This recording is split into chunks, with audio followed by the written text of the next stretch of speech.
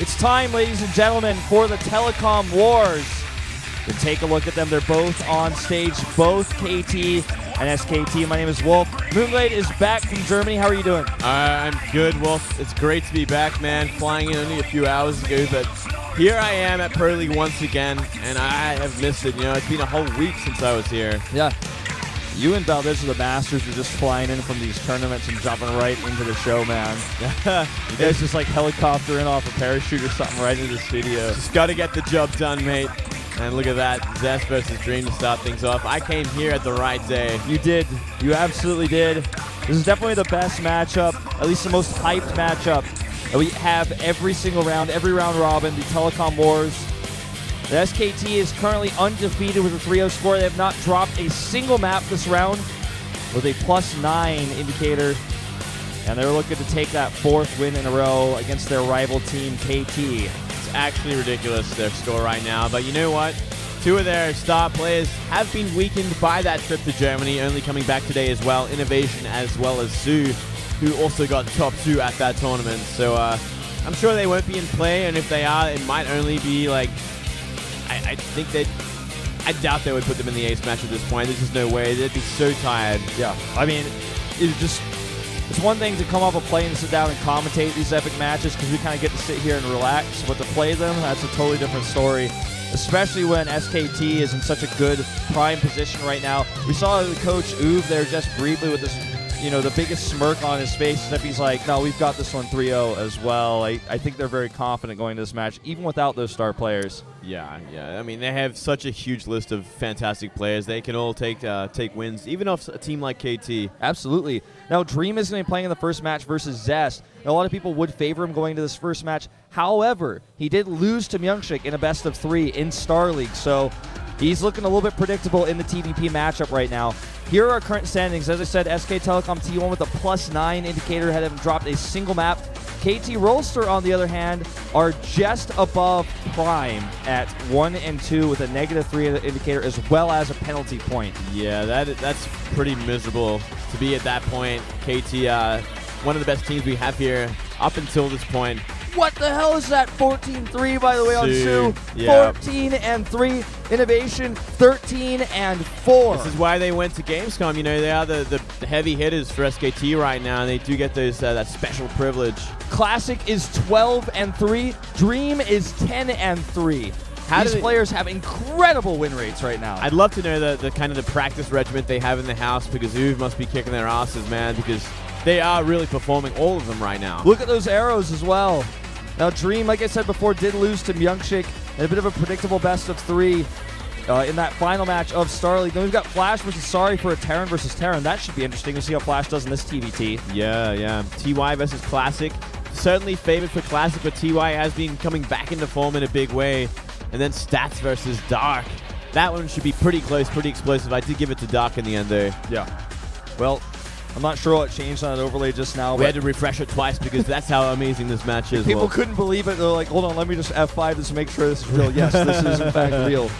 Now, Terraform will be the final map if it goes to ace matches. What's interesting is today we have Cactus Valley as a PvT, and then Iron Fortress is going to be a TVP. So usually those maps, you end up seeing a lot of Zergs on them, but not a single one today. Yeah, probably, you know, Su might have been up there instead of Sorry, I'd have to say, on Coda, or maybe Dream on Coda, Su up on Cactus Valley. Like, those things would have switched around a lot if they had that Zerg player available. Yeah. So SKT is in a 12-match winning streak. And if Zest wins today, he will be tied in first place on the winners ranking. He's just up there, right at the top, right behind those top players, Hiro and Maru. Wow, how about that? So, interesting layout today. I mean, SKT, they've already kind of made it through to the very final playoffs, so they don't... This whole round is kind of like, to them, I guess, flexing their muscles a lot. They obviously don't want to drop a series to KT ever. They want to use this day to, like, send a message. Exactly. That's very well said. Because, you know, if you look at SKT, you would think that this round would be the one they do the weakest, so where they play a lot of unknown players. You know, we see a lot more of Sorry than we have actually seen. But, in fact, it's just not the case. Even in their match against Prime, they send out some of their best players. I mean, they're just taking these wins piece by piece, but very, very calculated players for each map. They're really trying to, almost as if they're trying to, like, just win this flawlessly just to prove that they can. Even it's like, yo, we're in first. We already secured our spot, and we went undefeated in round 4, even though it didn't matter. Like that would be incredible to say. Yeah, certainly so. They just want that clean victory. And here we go with the predictions. My accuracy rate has plummeted. Well, in my absence. In Daehyun's, like, I just have to say, he got 7 out of 9 matches correct yesterday, and yesterday it was filled with upsets, huge upsets. So sick, man. I mean, he is just on fire. He is seeing things that no one else is seeing right now. Well, here we go.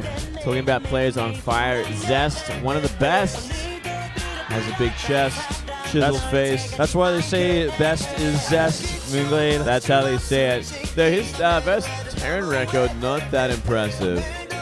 Yeah. 5-4. And also his record versus Dream at 1-5. Wow. He also has a very weak ace match record. That's just kind of a little bit of a trivia almost at this point, since this, of course, is our first match that we're going into here. But Dream as well, you know, in that recent matchup versus Myungshik just did not look as strong. He looked very predictable. A lot of factory medevac play, you know, very late stim. Yeah.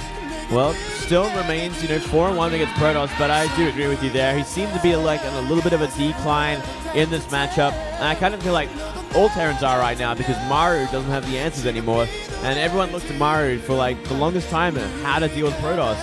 Yeah, Protoss are just not dying to Widowmine drops. They're not dying to Hellion run bys. They're setting up tight walls. They're putting Stalkers to the bottom of the ramp. That early pressure isn't working for them as well as it used to be. And Maru is just not able to innovate the matchup. Everyone used to kind of copy him, like you said. And the Protoss are just getting their third bases faster and greedier and getting away with it. So this is obviously a big problem for Terrans. Well, Cactus Valley is the map as well. You know, it's one of these bigger maps. That's going to be pretty comfortable and pretty easy to defend against Dream's aggression. Well, let's see if he can do it here. Let's jump into game number 1, the Telecom Wars.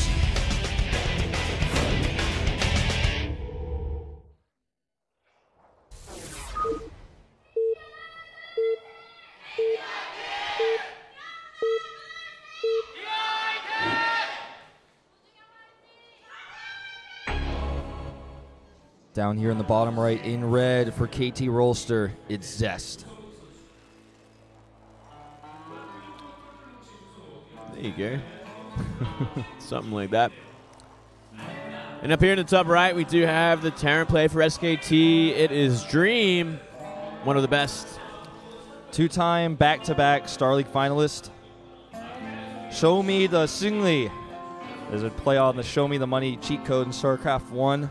Where you get 10k gas and 10k minerals, but in this case, show me the victory. I always use that cheat when I could wolf. Not gonna lie. If I could use it in real life, man. That's all the best gas I could sell for money, man. I'd sell it to all the Zerg players. Oh yeah, man. Well, here we go. It is vertical spawns. That it is. So, you know, obviously this does favor Dream. Can be a little bit more aggressive with his drops, aggressive with his pushes. Yeah, considering the natural is facing away from the main base of Dreams, you know, he's got that direct flight path straight in there. If he chooses to do so, I wonder if he's going to try and mix it up today. It is a bigger map. Things get going a lot slower than on other maps. Yeah. Same kind of thing goes for Zest, though. We do see a lot of proxies on this map with oracles. Proxy oracle is really common. Even Stargate in the main base is quite common in this matchup on this map. Because the Oracle gives you so much vision. It's part of the reason why Myungshik was able to kind of counteract Dream's play, because he was able to just simply hover around, spot his army, constantly tag it. We are going to see a CC first here for Dream, so no hyper-aggression out of him early on. He's just going to be going for the Econ build. And again, notice this pylon placement. This is the kind of thing we're seeing Protoss players do a lot more these days to shut down these Hellion run-bys. Yeah, you know, Hellion run-bys, Reapers jumping up, everything kind of gets a little bit more difficult for the Terran player. And, you know, it's a bit of a shame Zest didn't try for any sort of early aggression like a proxy oracle, because CC first is pretty vulnerable to this kind of stuff. Yeah. Looks like he's got something else in mind. Economy-based play, obviously still very strong. Let's see if he takes his second gas here. Doesn't look like it. Looks like he's just going to cancel the Zealot and take a Nexus. Just chronoing probes. Not a bad choice at all either. So an SKT fan there, even drawing the jersey. We've got a lot of fans here in the studio, obviously, for this kind of match. Yeah, Telecom Wars, man. It's always going to fill out nicely. Next step is kind of just seeing how many barracks Dream is going to put down behind this command center first. Is he going to go up to 3 and be like a complete safety first kind of build, get the bio out? that's going to be able to deflect anything, or is he going to try for a gas soon? I think he's going to take gases. It just seems to be his style. You know, in the group that we saw with Myungshik, was always following up his CCs with faster gas, faster aggression. Although, see, he hasn't actually added that yet. He's finishing his second orbital, or starting his second orbital, I should say, and those barracks. Okay, a third barracks does go up, though. So just playing that very traditional sort of CC first build. I like this. No, don't want to cut any corners, want to play a straight-up game. Zest is, you know, really well known for proxy Oracle. He does it in PvP even like a ton of the time, so I think it's a safe choice. It's a best of one, and you know, play a little bit more defensively than what you're known for. Be safe, and just try to beat him in a straight-up game. Because I mean, until very recently, Dream was pretty undefeated in this matchup. Wow, South Africa and Korean all the way from Pohang, South Korea, cheering for KT Rolster. Zest is his favorites. I didn't read the left sign. I was reading the longer one. Oh, mate. Sorry. It might come up again, I hope. Yeah, they were hard to read very quickly. Okay, Mothership Core actually being a little aggressive here. Not getting any kills either. Gets a good scout. It does damage the SCV and a Marine down to very low. It looks like he might be following up with Blink. DTs wouldn't be a bad option here, but I think Blink is definitely the more solid choice. Yeah, it makes a lot of sense. It seems like Zest doesn't want to, you know, apply too much either. Both of them playing pretty safe, actually, in this opening game. I'm sure we can, as we see, as I was about to mention, a Robo go down and a couple more gateways. He's going to just transition easily into Blinkstalkers and just Colossus. Play it from there. So no player really pulling a first punch. Just keeping things pretty chill right now. Pretty fresh idea here from Dream to go for combat shields first. I think the idea is just simply to bolster his Marines. We sometimes see with a 3 barracks play, just 3 barracks Marines march across the map with combat shields because they have a little bit more sustainability against low groups of Stalkers, especially against Zealots. Try to pressure. They can tank a lot more damage from the Mothership core on Nexus Cannon as well. In this case, though, Stim would definitely be the much better option versus good Blink Stalker control. Let's see how much Zest actually commits to the Blink Stalkers, because he might just show a few, you know, try to take that third Nexus. The Robo obviously shows us that he's not going to be doing a like super all-in build, especially because he keeps making probes. Yeah, it's probably going to be, you know, that 4 or 5 Stalker count at the front. Apply pressure to the bunker, force out some repairs, SCVs off the mineral patch. And but beyond that, you really want to transition fast and start getting his upgrades as well. Yeah. Speaking of upgrades, +1 is already on the way here for Dream, who does, you know, add that safety turret. Stalker's just going to check here. Sees these Marines. Still in a bunker, still a defensive position. And he gets a robotic support bay back at home. So he's going to be able to make Colossi to hold a third base. Speaking of that, there it goes right now. So he's going to basically, like you said, I think, use no more than 4 or 5 Stalkers to pressure, if he even does that. So far, it's like 1. Yeah. He's got to be a little careful here now that a Marauder's moving out. Luckily, no concussive shells yet. Yeah, Blink not finished yet, but will be soon. This is very greedy, actually, what Zest is doing. But the Blink is also going to make him a little bit safer against this type of aggression, because he can poke at these units a lot more safely as they're attacking and slow them down and blink away, attack again, blink away, those sorts of things. Slow down the reinforcing. First they have +1 for the buy. You know, getting towards finishing up, as well as there's 2 minibacks on the way. The only problem is that Stim is so late this time that it's going to be hard for him to find too much damage on the map. He can go for drops and, like, you know, do a little bit of damage here and there, but without that Stim, you don't have much presence on the map. Yeah, especially with Blink for your opponent. You know, you could just chase those medivacs down. Looks like he's going to do that walk across like I was talking about with the combat shields. Now, obviously this isn't going to be good for burst damage, just about the sustain on those Marines. They're going to tank a lot more of any fight they take. It actually looks like he's waiting for those medivacs before he comes across the map. This might, like, if Zest sees this, he might actually think that this is Stim and combat shields. He might actually misread this. The longer this takes, you know, Stim is finishing up. It's probably like another 30 seconds away here. So the buyer's going to meet at the front here. They can still catch out units. You know, with Marauders like this, you can do a lot of damage very quickly. And that Colossus has to be very careful, because there is not much buffering at all for it. Oh, look at this group of Stalkers here, just going to try to poke down any Marines they can find. Okay. Concussive shell's nearly done. Good blinks there. Stim's still not complete. And the first Colossus is out. He's got range nearly completed. Second Colossus is about to finish as well. So this attack is essentially already shut down. Yeah, for now. But there's always that option to fly into the main base at some time. Getting rid of that Observer opens up that option, because no more map vision for Zest in that place in the map. That's why he's constantly keeping the Stalkers right on top of these 2 medevacs for vision more than anything else. Yeah, it's good to harass, but he wants to keep checking, are they still there, or are they loading, are they boosting in? This is a very Mario-esque sort of aggression as well. You know, pure bio, nothing to really deal with the Colossus except for micro and drops. And now Widowmine's in production as well. Thermal Lance is about to finish. I like this, just in a small group of units in here. Now he's forced those Stalkers out of position. The Time Warp goes down, but the Colossus hits here are impeccable. Just enough sentries there to kind of ward off all the bio, and some pretty light trades from the mines and bio on that army in general. Not really finding much at all. He's got to be careful. He doesn't have a lot of Zealots. There's a lot of Marauders in this mix, so they could actually just easily get on top of those Colossi if they spread and stim in there. But overall, I feel like that was a fairly even trade for those two. Fairly even. Every Colossus remained intact, which is the most important part for Zest. And for Dream, he can't really lose the backbone of this army. He cannot lose too many Vedovacs. He has to keep the aggression on and start applying it from multiple angles. Try and split this giant death ball apart. Well, soon to be giant death ball. Yeah. It's a ton of medevacs on the map. Oh, man. Right under an observer as well. Yeah. I like Gate's that. almost ready, too. Like, he's getting ready to have so much power with that 3rd Nexus. He's actually just going to go for this. Well, he could actually drop on top of that army, too. That's a pretty small Colossus Stalker army. Let's see. Here he goes. Going into the main base. Not on top of the army, but right to the side of it. His cannon is not ready just yet, but he is kind of caught in here with these Marauders, blocking those Zealots off. Going for that Nexus as well. It's getting pretty low. Down to half HP. Almost killed. There it goes. So a good hit here. Meanwhile, he does defend the middle sort of attack. He's actually going to kill a medevac full of drops, or rather a medevac full of units there. But however, this right side army is still trading decently, is going to escape, and that Nexus kill is pretty huge. Can he actually blink on this? Oh, I think he'll get one. There we go. Now, is this going to trigger a counter attack? Is that the next question? Because Zest, he did trade out a lot of that army for that Nexus. He could try for it, but he just doesn't. He mainly has Blink Stalkers with his Colossus. There's nothing to really sit at the front and take all the hits because they're so fragile. Yeah. He's like pure Stalker, basically. There's really 2 ways you can go about this as a Protoss player. You know, after you lose a base like that, it's either you try like, say, okay, I've lost too much, I'm going for the counter attack. Wait for this to happen. Is it going to be a big hit? Nah. No hit. Not even a single probe kill there.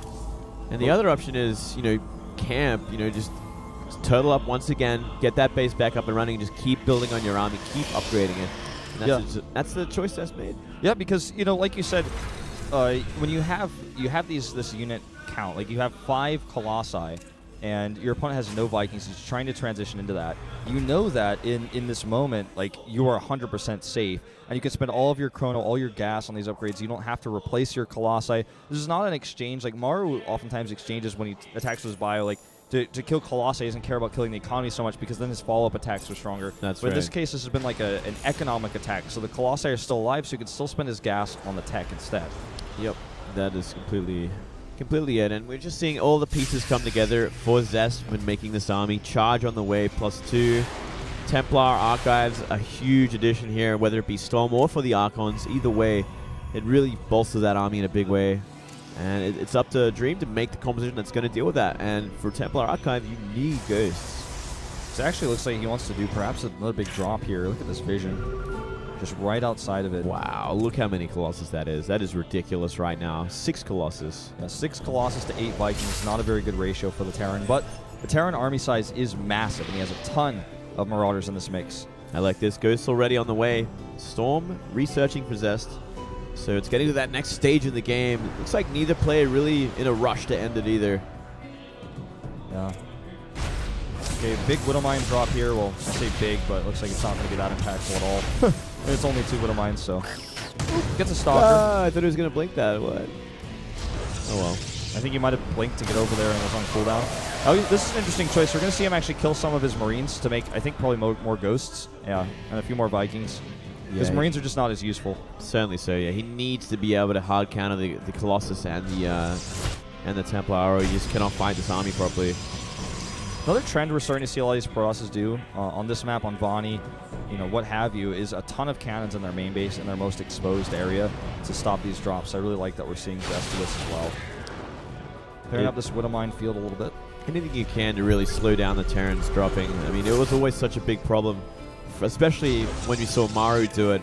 up until a point, but now every Protoss player's kind of figured it out. They kind of know how to stay safe and get to that later game where they are more comfortable. This is going to be a hard fight for Dream if he wants to try and fight up this ramp. Yeah, but also Zest needs to make sure his units are in position. Okay, his Colossi were very exposed there for a moment. Just going to trade with these bio units. Gets only a Marine. So that's Storm zoning this army out pretty easily. 2-2, just about to finish up, which is probably what Dream has been waiting for. Yeah. Now, mind you, he does have a 4-face with this, and he's not pulling the SCVs. He's not trying to hit the timing. He's just trying to will this army down. And look at this, even pushing with turrets now to get rid of those observers. Okay, here's going to be the big fight. Storm on all these Vikings, and it's really important because there's so many Colossi here. Decent EMP as well as Bioforce still remains, but the Colossi are just not going down fast enough. No, just not fast enough. Not enough Vikings and in a bad place. You're sitting on the top of that ramp like that. Stalkers had all the time in the world to shoot them down. Dream going to be looking for a big spread and try and engage with pure bio, but I don't think there's enough. No. This is going to be really tough to defend this base. He's actually desperately trying to look. I think it's into a planetary. Yeah, he is, but this is a lot of Stalkers and a lot of Colossi with range, so he can actually kind of pick off this refinery, start poking at those SCVs. With no Vikings here, he actually could be a little bit more aggressive, I feel, with these Colossi even. You know, actually start poking in there on top of this bio even. Look at this Storm, zoning this army out again. Ooh, nice EMPs there on the main army, but not on the important Templars. Storms do a bit of work as well, and the planetary's nearly finished up here. Yep, and once that planetary finishes, he is going to have to back off. Good repairs here, but a lot of this bio is going down. It's such a favorable trade for Zest. I don't think he's going to be able to stay here anymore now that this planetary is up. Ooh, he's in an awkward spot here. Can't really retreat. This is not a good place to fight. Yeah, I didn't know about that at all. He's letting these Vikings go to town on the remaining Colossus. He's trying to overwhelm with mass Stalkers. Yep. I think the idea here is just trying to do that bonus damage to armor on the planetary, but that one Marauder finished the job and got rid of the last Colossus as well. He should have retreated there a lot faster. He got into a corner where he couldn't really move. That was way too deep. He got way too ahead of himself considering his army and where it was at. He's still significantly ahead, and now he has +3 armor for his units, especially those Colossi. That gets applied twice to all those rockets on the Vikings because it's a 2-attack animation. Plus, he can have the shields for them as well. So these Colossi are going to be very difficult to kill in just a moment. And Dream doesn't have 3-3 on the way. He just now started the +3 attack. And now he's going to be out of position as well. Zest is looking to go through the middle here and go to either the third base or to the natural. Either way, there's no planetary there. It's going to be a much easier fight. Okay, here comes the engagement. Storm's going down on this bio. The Storm hits are just simply too good. Now he can just ignore the planetary and fight this army.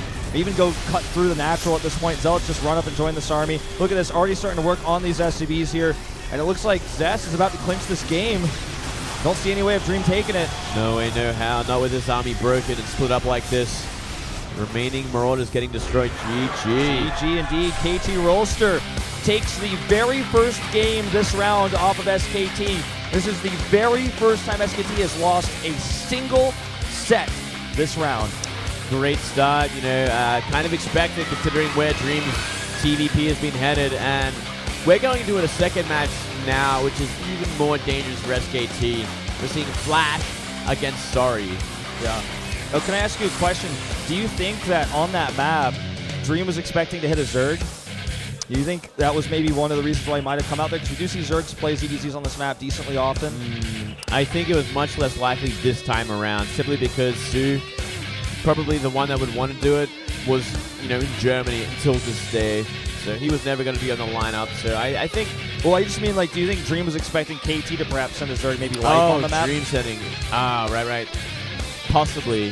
Hard to say because Lack hasn't been getting the results either. That's true. So it's like, well, do you think they'll really play him again after how much he's lost recently? Yeah, that's a fair point.